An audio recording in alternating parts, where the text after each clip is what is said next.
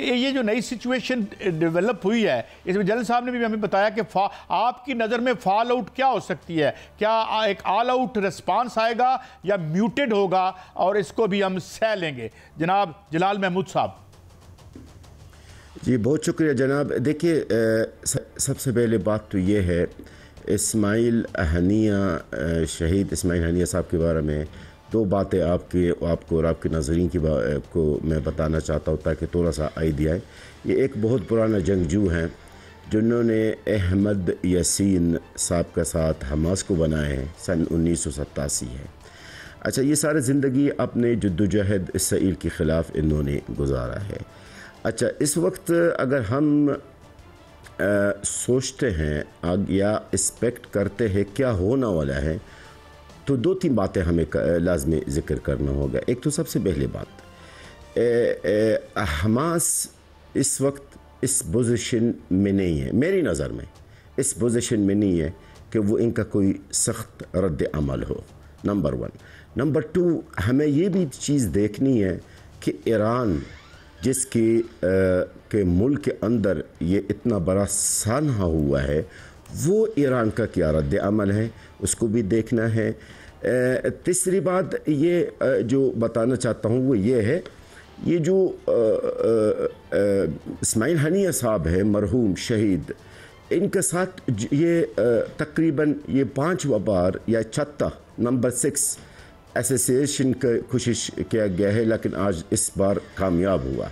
इससे पहले भी हुआ था और इनके साथ इनका जो बड़ा बेटा है अब्दुलसलाम, वो भी ज़ख्मी हुआ था उस वक्त। वो 5 मरतबा वो बाकायदा बच गया था, लेकिन इस बार बदकिस्मती से वो बचा नहीं है। अच्छा, इससे आखिरी बात जो मैं आपके और आपकी नज़र को, ये जो हादसा पेश हुआ वो रात को ईरानी टाइम के हिसाब से 2 बजे, वो भी उसी जगह पे हैं तहरान के अंदर जहाँ इनका रिहाइश है।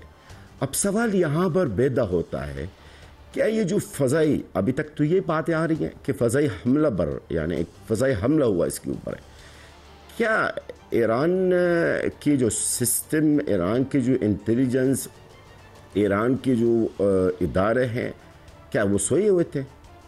ये सवाल देखिए, मैं बतौर एक सहाफ़ी फ़लस्तीनी है, ये सवाल मेरे जहन में आता है, क्या सोए हुए थे? तो ये आज हमारे लिए, आज मैं आपको बता दूं, हालांकि मैं हमास का नहीं हूँ और मेरा हमास से कोई ताल्लुक़ नहीं, लेकिन हमास मेरे अपने भाई है। आज इस्माइल हनिया शहीद हुआ है, इसका मतलब ये है कि फ़लस्तीनी अवाम, गज़ा अवाम यतीम हुआ है। इस्माइल हनिया एक बहुत बड़ा लीडर है, जो इस तरह का लीडर दोबारा नहीं आ सकता। जी जलाल साहब, लेकिन आपके जो अपेक्स लीडर हैं ईरान के, उन्होंने तो बड़ा सख्त बयान दिया है कि हम इसका शिद्दत से जवाब देंगे, तो आप do you doubt his statement? Sir, with my due respect to Iran, with my due respect, I respect Iran. मैं खुदा न खास्ता को ईरान के ख़िलाफ़ मैं बात नहीं कर रहा हूँ, लेकिन बयान से क्या होता है? इससे पहले ईरान के कितने माशाल्लाह बड़े बड़े ओहदों पर फाइज लोग इसराइल ने शहीद किया है, फिर भी वही बातें, बयान है मुज़म्मत, उससे क्या होता है? या बयानात से कुछ होने वाला नहीं है। देखिए, आपके मुल्क के अंदर, यार सब बातों को आप छोड़े, आप इस्माइल हनिया साहब मरहूम शहीद को आप साइड पर रखें, आपके मुल्क के अंदर घुस के और किसी को शहीद करना, किसी को मार देना, ये कोई मजाक है क्या? ये जनरल साहब यकीनन इस बात को तय ये एक बड़ी जंग का वजह बन सकता है। जनरल साहब, वैसे बात तो जो जलाल साहब कर रहे हैं, एक शर्म की बात है। हानिया साहब हुए, उन बच्चों के जो गले कटे, उसके बाद उन इंफ्रास्ट्रक्चर से तबाही के बाद हुआ, आंखें बंद करके एक गुलामाना रवश पे हम चल रहे हैं। Who do you blame for it? General साहब, क्या ये जितनी इशराफिया, चाहे वो सऊदी अरब और दूसरे मुल्कों में हो, मैं जो मिडल ईस्ट की बात कर रहा हूँ, सिर्फ सऊदी अरब की नहीं कर रहा, या अपने यहाँ, तो ये यूँ लगता है कि ये आपस में तो सारे हुक्मरान, चाहे इजराइल के हों, हमारे उधर के हों, ये आपस में सहेलियाँ हैं और विक्टिम हम हैं। Are we justified in having this kind of assessment general साहब?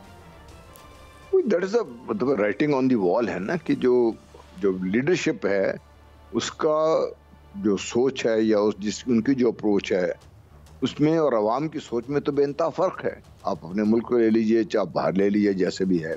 अब ईरान में ले लीजिए, वहाँ बहुत फ़र्क है इस सिलसिले में। आप जिन ममालिक की बात कर रहे हैं मिडल ईस्ट में देख लीजिए, बहुत फ़र्क है इसमें।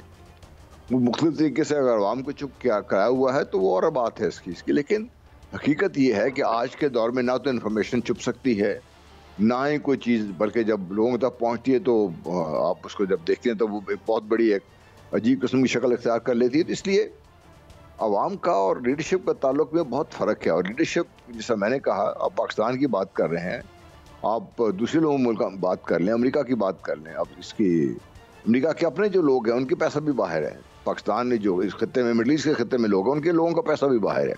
पैसा है कहाँ पर? वो जिनके कब्जे में पैसा है, इन लोगों का अगर ये ख्याल है ना कि पैसा इनका है तो वो ये भूल जाएं। आपने देखा ना, यूक्रेन की वार शुरू हुई तो 3 जो रशियन ओलिगार्क्स थे उन्होंने बात नहीं मानी मगरबी दुनिया की, उनके साथ जब्त कर लिया उन्होंने, एकदम 1 सेकंड में 1 लाव पास किया, खत्म कर दिया बात उसकी। लेकिन जैसा यहाँ मुझे एक बात याद आती है, साजिद तारड़ साहब, जो कि मैं आता हूँ, 1 मिनट आता हूँ, 1 मिनट आप सवाल कीजिएगा। मुझे एक बात याद आ गई विच वेरी पर्टिनेंट। वो कह रहे थे कि जी जितना पैसा यूक्रेन में जा रहा है जंग के लिए, वो सारा तो दुबई की मार्केट में प्रॉपर्टियां खरीदी जा रही हैं। तो कहानी हर जगह शायद एक ही। हाँ जी मियाँ साहब, आप कुछ बात करना चाहते हैं जलाल साहब से या जनरल साहब से? Go ahead please.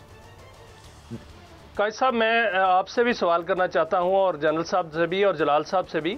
हम बात कर रहे हैं इशराफिया की कि इशराफिया जो है वो उसका पैसा बाहर है, इशराफिया कुछ नहीं कर पा रही। सारे मुल्कों की, मैं सारी उम्मा की फिर बात करता हूं, क्या इशराफिया बच जाएगी ऐसा करके कि वो अपने आप को महफूज कर लेगी? क्या वो समझते हैं कि हम महफूज हैं, अवाम को जो है वो छोड़ दिया जाए, अवाम किसी के इसराइल किसी भी मुल्क पे चढ़ दौड़े, किसी की भी जो खुद मुख्तारी है उसको पामाल कर दे और कहीं भी हमला कर दे?